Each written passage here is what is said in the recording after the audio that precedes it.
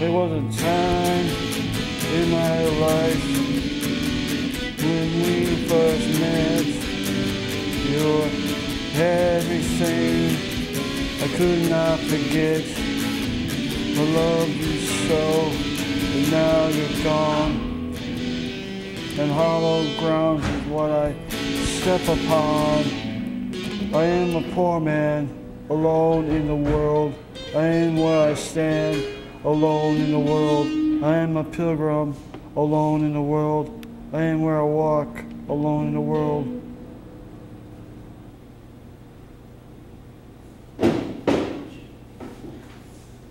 So, what do you think? I'm here with the Snow Ghosts, live at Anna Maria College in Worcester. I think there's a sense of excitement. There's also a sense of danger and unpredictability, like nobody knows what's going to happen. Do you think people are right to be afraid? Well, there's no reason to be afraid. This is Mike Benedetti, Channel 13, doing footage of the public channel, doing some footage of Bruce Russell. Well, you know, modern art, when you take Van Gogh, and you look at some of Van Gogh's paintings that he did, and Gauguin as well, paintings that Van Gogh did were not all sunflowers. Van Gogh was sitting in pool rooms, and he's got a beautiful, beautiful paintings of the pool table, of him, the atmosphere that's there. You can almost feel, or you can almost hear that ball hitting the other ball going into the pool table and the green. It's incredible what Van Gogh did with interiors. From his own bedroom, famous painting there. Who wouldn't want to paint their bedroom? You know, usually you just want to get out of there and get down and get that coffee or something. But you know, Van Gogh paints his bedroom, and it's a masterpiece. So the artist is able to see, be inspired by things that other people would rush away for, or leave, or not even look at. And that helps people stop and look sometimes. It's a great contribution to modern art. You don't see that in pre-modern art. You see it in modern art and in contemporary art. Contemporary art, it's pushed to its limits, I think. We're doing that tonight. Very happy to have you in my art class. Yeah, me too. You know, as Tom was saying, that art's like, it's kind of like a how do I want to put this? And it's an expression, rather if you're doing a drawing or if you're actually doing it through music. It's a form of expression, no matter what's going on in your life, at home. It's all related. So, Do you want to talk about how you got interested in doing music?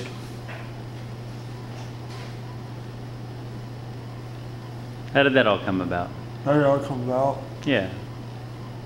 Well, my former life, how I got interested in music, it was like I said, it was like a form of art, and it was a form of expression, but it was also a form of a way to make a living for me, and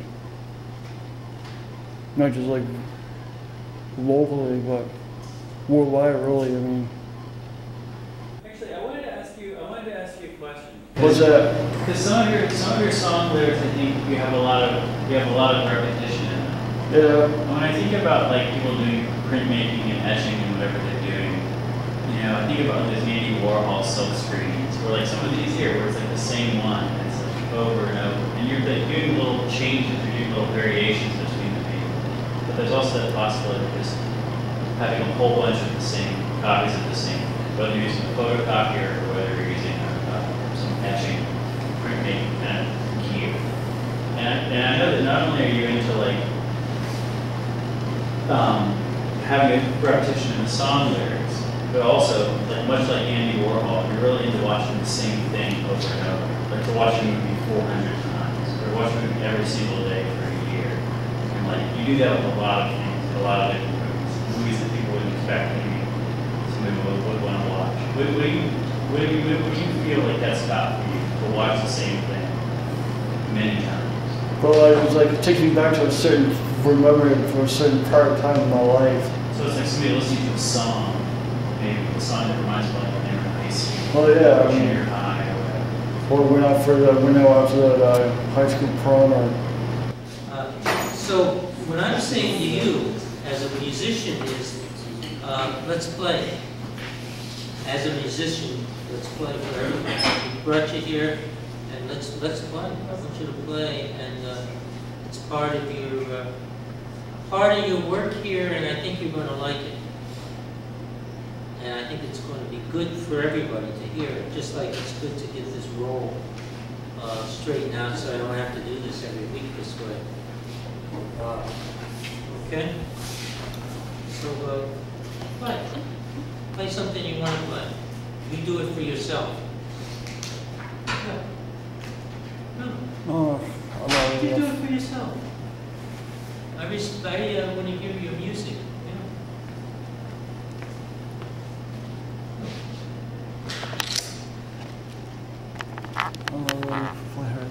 Sure.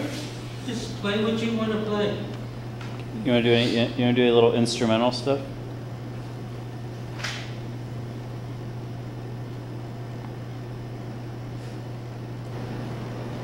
Do any of you guys think of yourselves primarily as visual artists, or is this like being a major interest, or is this more of an exploratory kind of class?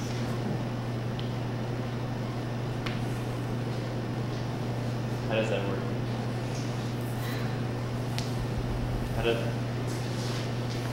It's just like a class that we were like really going to learn printmaking. Well, for me it was more required, but I don't know, it's kind of interesting. So this is like gym class was for me. Yeah. Where it's like, well, I guess I could take fencing, not because I'm excited about fencing, but because I have to take something. Yeah. So it's a little harder when I come up with pictures. I mean, I sit there, I'm like, I could draw so much, but then I can't draw at the same time. You feel like you have too many things to sort through, maybe. Yeah. I think that's how I feel like, because it's, yeah, if somebody says like draw something, it's like, well, what do you want me to not draw? Like I can draw, you know? Anything. So how do you cope with that? How do you deal with that? Have you come with any tricks so far in this class? No, I just kind of doodle. I don't really know what to draw. So I kind of just draw whatever comes to mind. Sounds like you did. I feel like maybe when I was a kid, it seems like it was easier. It seems like when I was a little kid, you asked me to draw, I was like, no problem. Yeah, you can draw when you're little, but then you get older and you think too much about what you're doing. Is there any way to like turn that? Do you feel like there's a way to like turn that part of your brain off, or distract that part of your brain? Well, for me, for drawing, the best way is to do it like not in a class. Because in a class, you're told to do a certain task. But outside of class, you can do anything you want. It's just easier to think of something to do. That's true. Do you find yourself drawing outside of the class? Yeah. Really? Like more now that you're taking the class? No, I've always drawn a lot. More as a child, younger, but not as much now. Yeah. Doing it in a class setting seems kind of weird. I do a lot of computer programming. I just remember like taking a class. It's like something where you really want to like concentrate for a couple of hours to do. It's not like maybe if you're cooking, you'd be like, dude, taste this, does it taste good? But it's like writing a program or maybe drawing a drawing is not something where you're going to say to somebody like, oh, you know, what do you think of this half of this guy's head? Do you think I'm heading in the right direction? Like nobody can. Well, Art, like he was saying, I don't know if he would do it for the money, you said. Yeah. But, I mean... That's just because he's full of crap. Yeah, he you're inspired by something, by the lyrics you're talking about. Right. So, I think you would do it even if you weren't doing it for the money. Right. Do you have any more questions for the class? No, but I got a question from Tom though. A question? Yeah. And I'll answer it after you play a few bars. It's fair. No, I just answered the question. I'll just tell you this because I'm not gonna. You know, sometimes you feel like a piece of clay where someone just can go ahead and mold you and shape you in it. But answer the question, but I want you to apply it to yourself. You don't want to. You feel like you don't want to play, and you're going to. But for the. No, I just read a lot of the stuff here. Actually, like I explained it out there, I was just gonna do it a cappella. That's really what I decided to do anyway. So I mean. So you're gonna do an a cappella? No, what I did these 3 here. Oh. All right. Hey, we got a little spontaneous. Go, Bruce. All right. Hey, Mike. Yeah. Here. What? You want to sing one of these songs while I play it? Yeah, I could sing one. Which one do you want me to sing? It's right here. I don't know how any of them go. Well, it's right here, man. All right. Hey, Mike. Go Yeah. over here so I can do it. So sit over here then. All right. I'm gonna sing. All right. Play me through the verse and the chorus.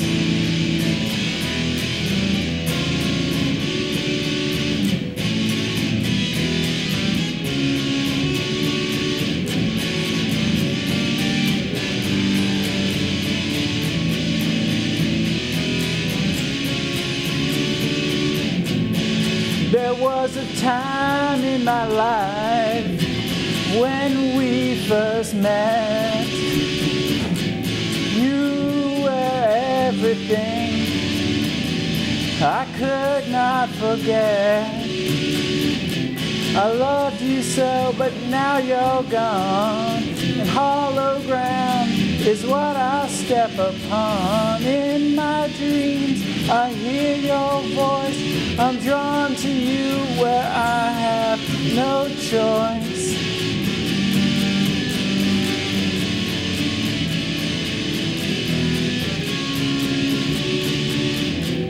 I am a poor man alone in the world. I am where I stand alone in the world. I am a pilgrim alone in the world. I am where I walk alone in the world.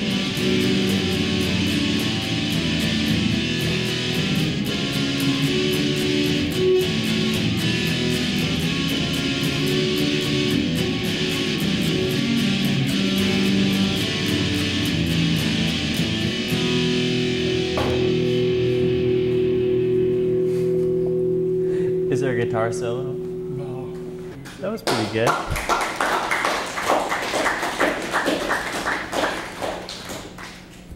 What's it called? This is called Once Upon a Water Lily. Once upon a water lily. Yes.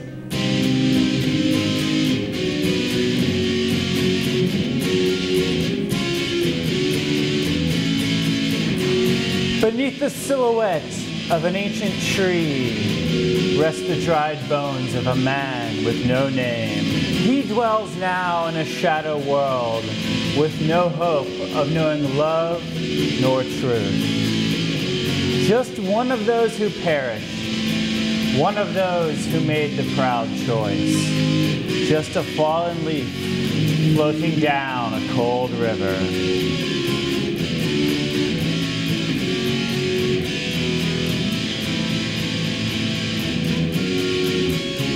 There's a whisper from afar, drooling sordid words each night, trying to cage my soul, to cut it off so I would die. The inhuman ones they know, they hate because they have no hope. Just fallen leaves floating down a cold river.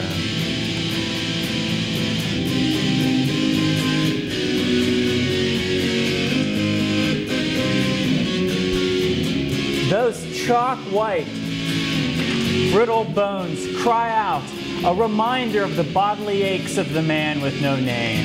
He left few words behind for the blessed to cherish in heaven. His words were a shade of his soul, his dignity. They are his song, his beauty. They are once upon a water lily.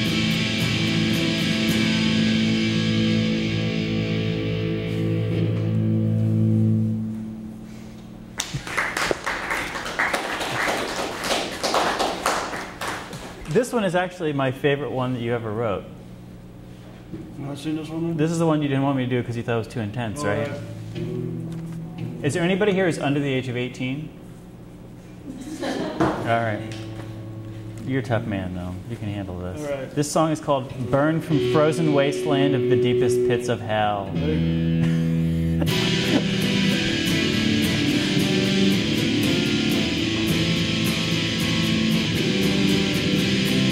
The hellfire burning beneath lay part in the deepest pits of hell, where wasteland warriors rise with their bloody swords, and axes in the hands of the master's holy blood, then shall slain by their irons into color ghostly white, like snow burn from the frozen wastelands after the slaughters, eat their kills, satisfying appetites, daring them to look in the horrors rising, the cold northern winds, mercilessly.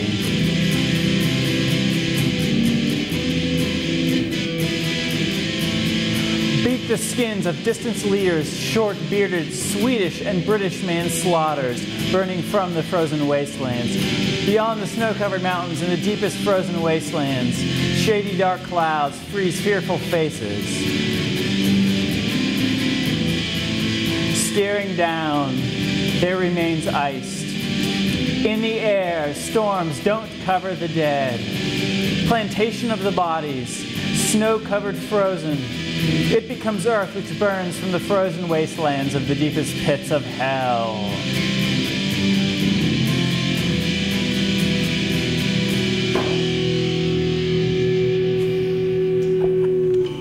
Is this based on a true story? Yeah.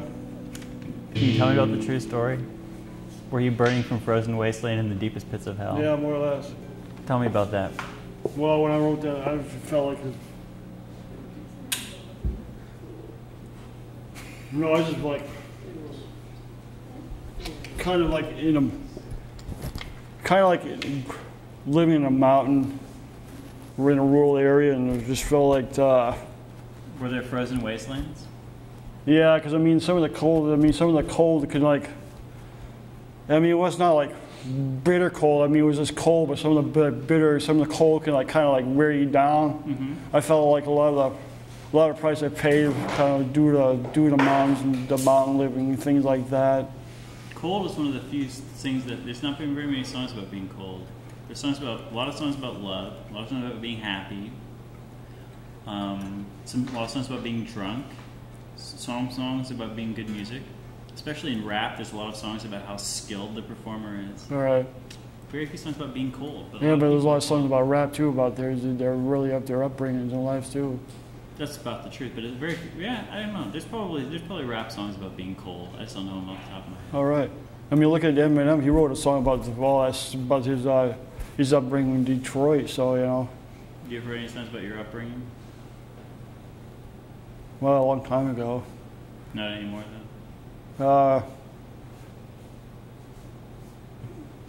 I mean, there's a movie called Carrie that kind of like reminds me of my like childhood for much of it as it was and were. Really? Yeah. Do you feel like doing a song? I don't know how Another that. song? I haven't even finished. I haven't even started writing. I just came up with the idea, but No, I mean, do you feel like performing another song? no, I don't have a limit. I was only had like doing 4 early. So I mean, that was really the of it. All right. Cool. Do you have any final words? Any final statements to make? Not to me. To To the people of America, to the people of this class at Hanover, and the people know like worldwide.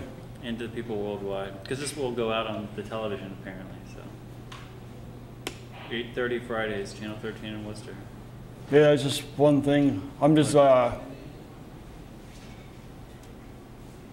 kind of glad I got Tom talked me into this, and I kind of got to bribing the Mike for doing this. So I want to thank everybody here. Let me play for all of you, and it was nice to meet you all. And one last thing I have to say to the worldwide fans and things like that, and not just musically, but the Snow Ghost community show. Are you ready for this, Mike? We are the best metal band out there, and people don't see that and forget them.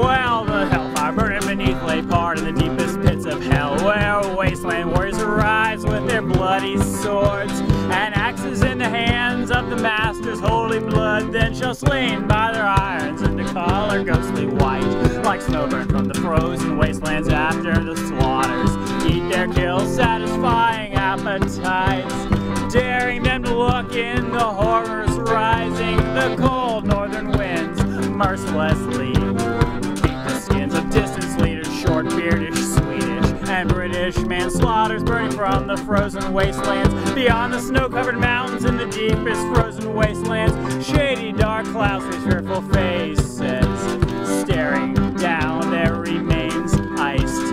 In the air, storms don't cover the dead, plantation of the bodies, snow-covered, frozen, it becomes earth which burns from the frozen wastelands of the deepest pits of hell.